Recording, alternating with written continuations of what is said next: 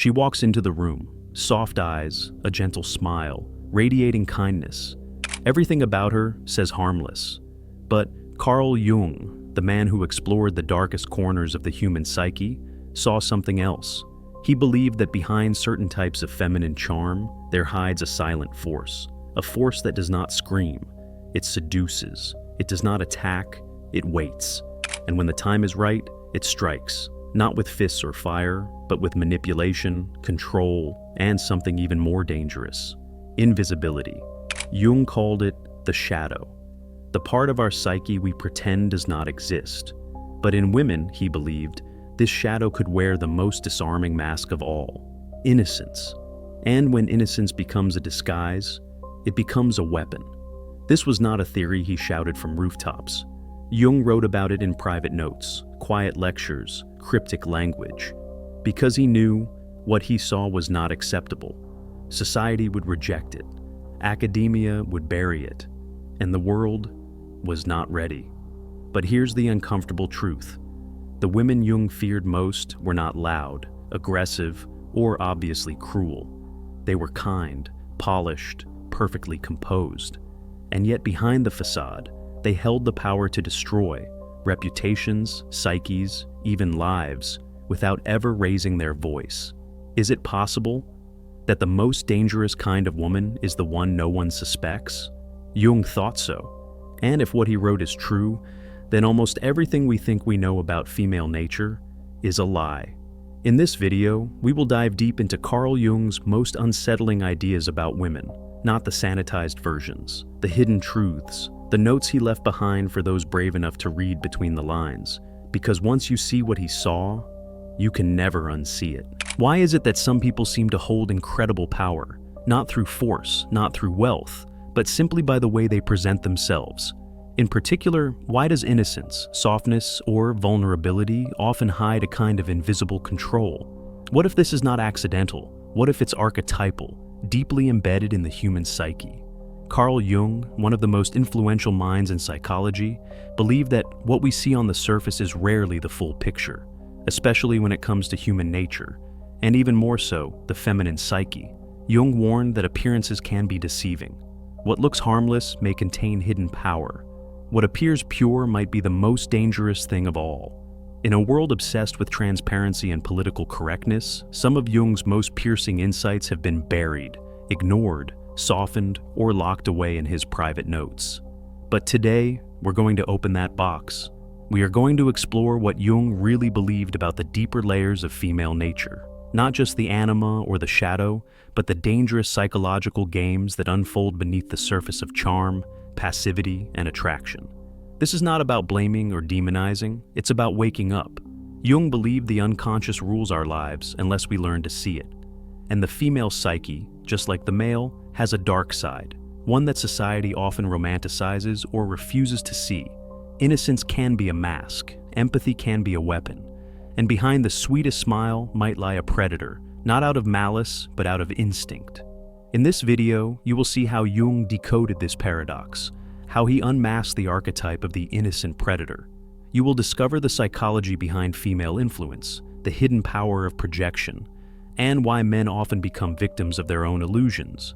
But more importantly, you will come away with the ability to see beneath the surface, to decode the unspoken rules of attraction, manipulation, and unconscious control. Carl Jung did not want to start a war between genders. He wanted people to individuate, to become aware of the shadow they are dancing with. And that awareness begins right here.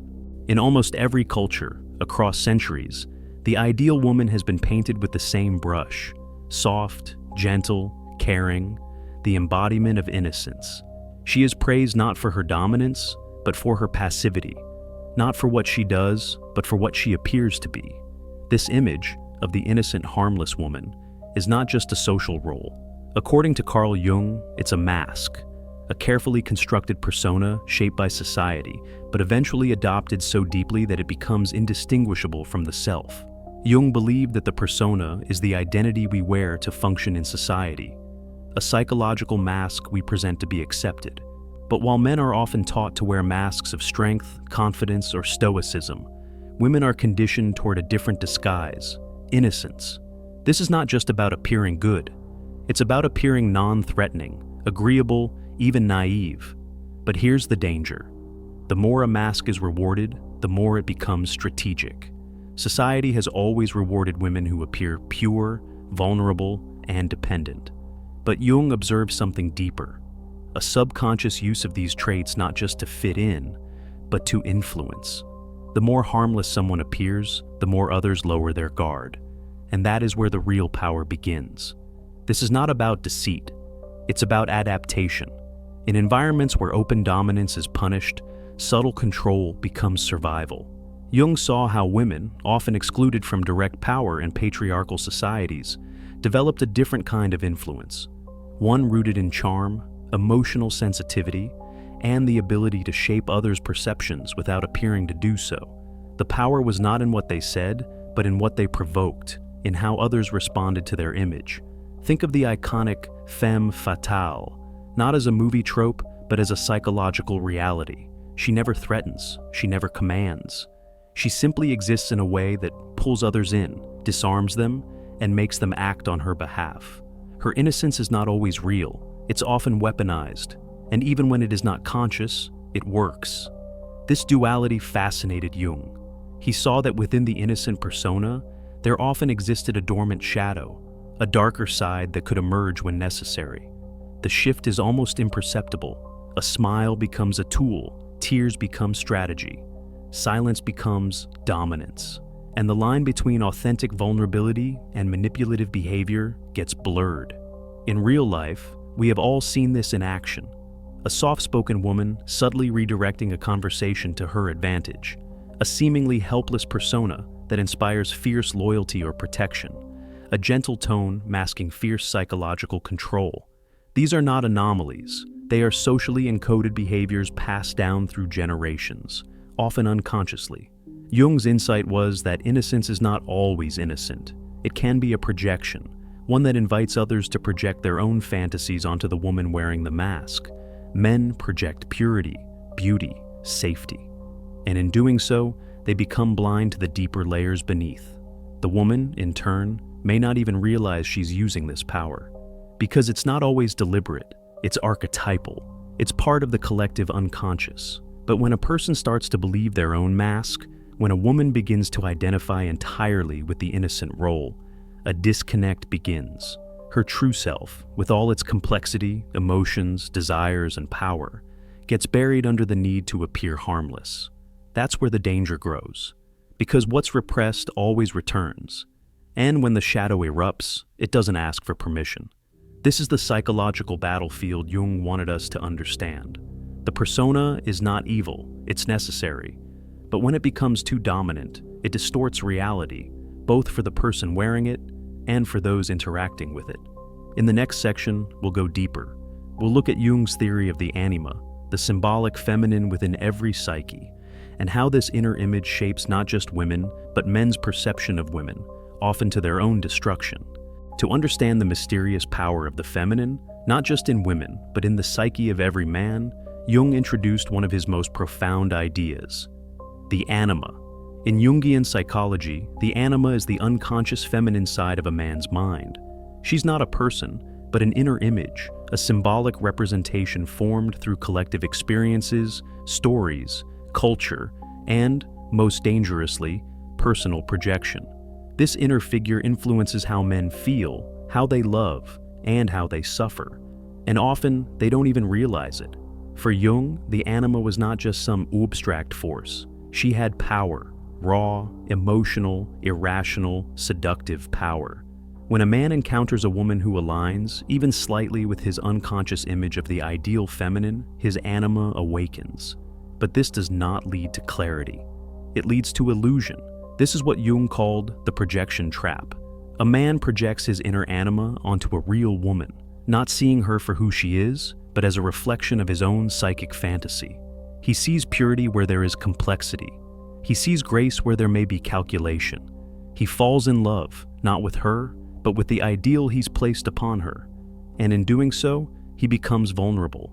Jung believed this dynamic was not rare, it was universal. The anima is not just a poetic metaphor. It's a psychic mechanism that pulls men into relationships, emotions, and decisions they don't fully understand. It bypasses logic. It overrides red flags. It creates a trance-like state where the woman becomes larger than life, almost divine. But here's the twist. Real women, Jung argued, often interact with this projection, consciously or unconsciously. Some feel suffocated by it, pressured to live up to a fantasy they never created. Others, however, learn to navigate it and wield it. When a woman realizes she is being idealized, she has a choice. She can reject it, break the illusion, and reveal her real self, flawed, human, authentic. Or she can play into it and extract power from the projection. This is not manipulation in the Hollywood sense. It's subtler, more psychological. It's when a woman learns that a certain tone, a certain vulnerability, or a certain mystique activates something in men. And once activated, that man begins to serve the fantasy, not the reality. This is how Jung saw women interacting with the male psyche, not just in love, but in society. The female image is often elevated, romanticized, and sanctified in the male unconscious. Think of the muse, the angel, the goddess. These are not just roles, they're projections. And they blind men from seeing the full spectrum of the woman in front of them. But here's where it becomes dangerous. When a man is consumed by his anima projection, he loses his center. He abandons logic. He becomes emotionally possessed. And women, especially those who understand this dynamic, can harness it. Not out of cruelty, but often out of necessity. In a world where direct power is historically denied, psychological influence becomes a weapon. Jung did not blame women for this. He blamed unconsciousness, the refusal to face the inner image and integrate it.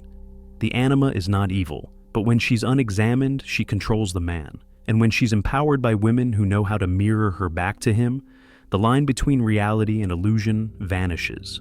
In many relationships, this plays out subtly. The man becomes obsessed, the woman becomes distant.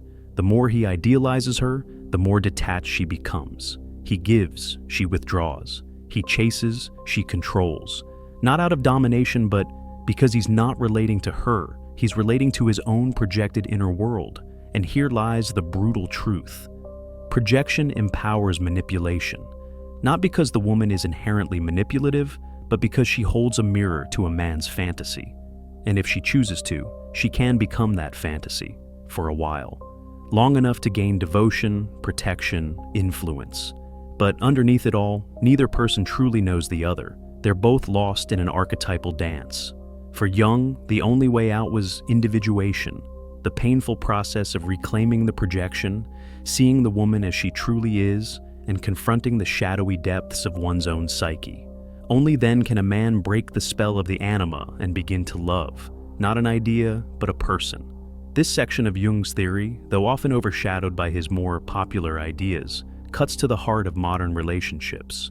It shows us that the most powerful chains are invisible. They are not placed on us by others. They are projected by us onto others. In the next part, we will go even deeper, into the dark feminine, the shadow behind the charm, and why Jung saw it as both a threat and a vital step towards psychological wholeness. Beneath every polished persona, Jung believed, lies a shadow, a hidden part of the psyche that holds everything we repress, deny, or cannot face. While most people associate this with personal flaws or darkness, Jung's insight went further. He believed that the feminine psyche, like the masculine, contains a shadow, and when left unconscious, it can become dangerous. This is not about demonizing women. It's about understanding the psychological undercurrents that shape human behavior. Just as men wrestle with their inner shadow, aggression, dominance, pride, women too carry a shadow, but it wears a different face, one that can be more elusive, more socially acceptable, and far harder to detect. Jung referred to this as the dark anima when it appears in a man's psyche, and the dark feminine when expressed externally. It is the part of the feminine that seduces not out of love, but out of control, that nurtures, not to heal, but to bind, that appears gentle but harbors contempt beneath the smile. This shadow does not announce itself. It whispers. It hides in charm, in sweetness, in vulnerability, because that's where its power lies. Society has trained women, over centuries, to avoid direct displays of anger, dominance, or aggression. These traits, when repressed, don't vanish. They go underground, and what goes underground becomes shadow. Jung warned that when these traits are not acknowledged, when a woman cannot admit her own envy, rage, or hunger for control, they emerge in twisted forms, not through violence, but through psychological games, emotional manipulation, passive-aggressive tactics, withholding love, exploiting the projections placed upon her. This is the dark side of charm, when it becomes a tool not for connection, but for control, when attention is granted as currency, when affection is weaponized, when the illusion of innocence becomes a mask for power, plays.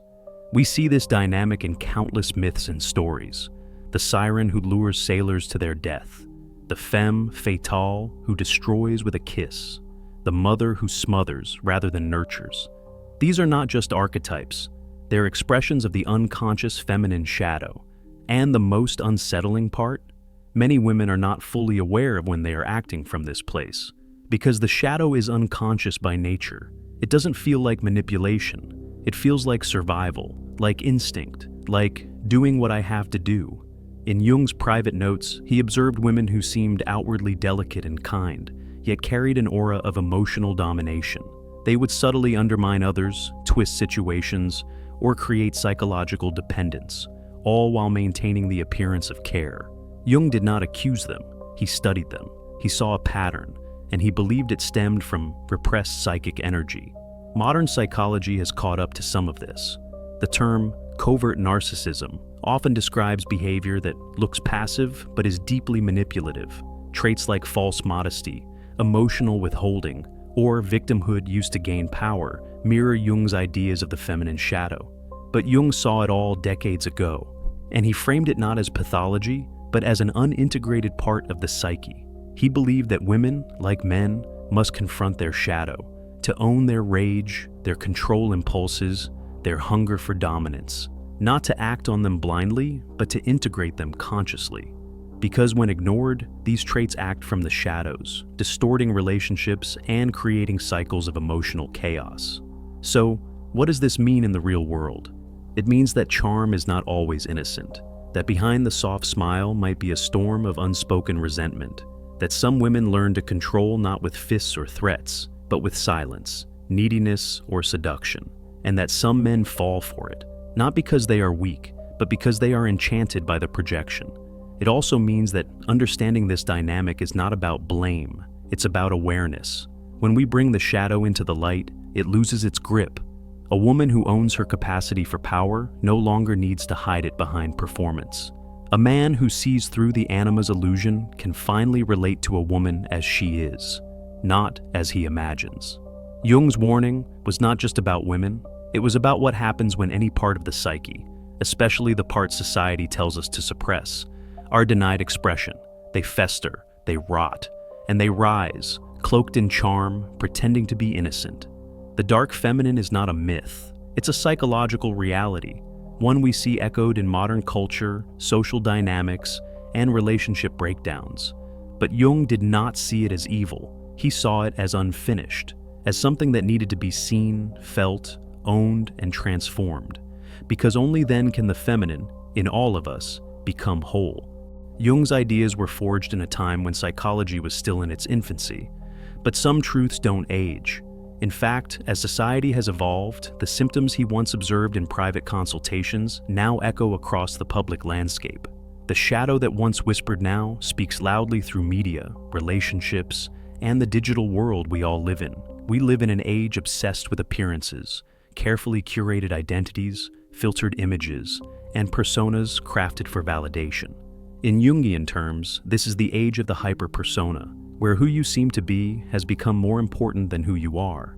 And nowhere is this more evident than in the modern female archetypes promoted across pop culture. From influencers to dating apps to reality television, we are surrounded by examples of women who appear kind, soft, or emotionally wounded, yet who operate with precise social control. The pick-me girl, the emotionally unavailable seductress, the chronic victim, all are forms of quiet domination disguised as vulnerability. The feminine shadow, Jung would argue, has simply modernized. In romantic relationships, this takes a sharp form. Emotional manipulation does not always look like yelling or gaslighting. Often, it's the strategic silence, the teary breakdown after being called out, the shifting of blame under the guise of being too sensitive. These are red flags Jung would have recognized instantly, expressions of the unconscious shadow working behind the scenes. And men, especially those unaware of their own projections, often fall for it. Jung warned that a man who has not integrated his own anima will project an idealized version of femininity onto women. He will believe he's found the one, not realizing he's only found a mirror for his unconscious needs. That's why so many modern relationships crash under the weight of unmet expectations. He wanted a muse, she wanted control. He wanted connection, she wanted validation. Both were acting out unconscious scripts, and neither saw the shadow. Social media fuels this chaos. Platforms reward attention-seeking, performative vulnerability, and seductive personas. In Jung's terms, this is the inflated feminine mask, a false self that draws power from likes, comments, and the illusion of connection. But behind that mask often lies emptiness, insecurity, and unacknowledged rage. This is not just about individual psychology, it's cultural. We have created a society that rewards manipulation as long as it's wrapped in charm. We celebrate the woman who gets what she wants through emotional appeal. We ignore the subtle coercion, the weaponized softness, the selective helplessness. We refuse to acknowledge that not all harm looks like abuse. Sometimes it wears perfume and cries on cue. Jung believed that what is not made conscious will be lived out as fate. That's exactly what's happening. Women who never confront their shadow become entangled in relationships that end in confusion, resentment, or emotional destruction, and they don't know why. Men, seduced by projections, become disillusioned and bitter. They feel betrayed, but can't articulate how. And it's not just in relationships. You see it in workplaces, the colleague who plays innocent while sabotaging others. In politics, where optics matter more than truth. In media, where victimhood is power. The shadow feminine isn't a rare phenomenon. It's the unspoken engine behind many social dynamics. But there's hope. Jung's solution was not to suppress or shame the shadow, but to integrate it, to look at it directly, to ask, what am I hiding? What power am I afraid to claim? What emotions am I pretending not to feel? For women, this means owning the parts of themselves that feel too intense, too ambitious, too unfeminine. It means rejecting the lie that power only comes through innocence. It means embracing authentic strength instead of covert manipulation. For men, it means seeing women clearly, not as ideals or villains, but as full human beings. It means integrating their own anima so they're not vulnerable to projection. It means developing discernment instead of worship. Modern culture teaches us to polish the mask. Jung taught us to strip it away. And if his theory has never felt more relevant, it's because the shadow has never been more visible, not in the form of monsters, but in the faces we scroll past every day. Carl Jung was not a man afraid of darkness. He spent his entire career exploring the deepest corners of the human psyche, archetypes, shadows, traumas, and dreams.